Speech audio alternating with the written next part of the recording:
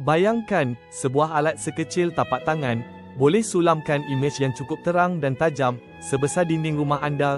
Macam mana benda ni jadi? Ia bukan magis, tapi rahsia teknologi di sebalik dunia visual yang sering kita pandang ringan. Kuncinya terletak pada optik dan cahaya.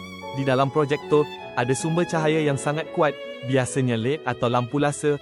Cahaya ini kemudian melalui chip microdisplay yang sangat kecil, yang mengandungi berjuta-juta cermin mikro atau piksel cecair kristal. Setiap satu boleh dikawal secara individu. Selepas cahaya dipantulkan atau ditransmisikan oleh chip ini untuk membentuk imej, ia kemudian melalui siri kanta pembesar.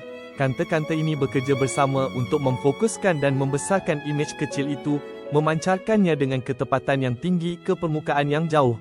Hasilnya, imej skala besar yang menakjubkan, mengubah ruang biasa anda menjadi pengalaman sinematik yang luar biasa. Hebat kan?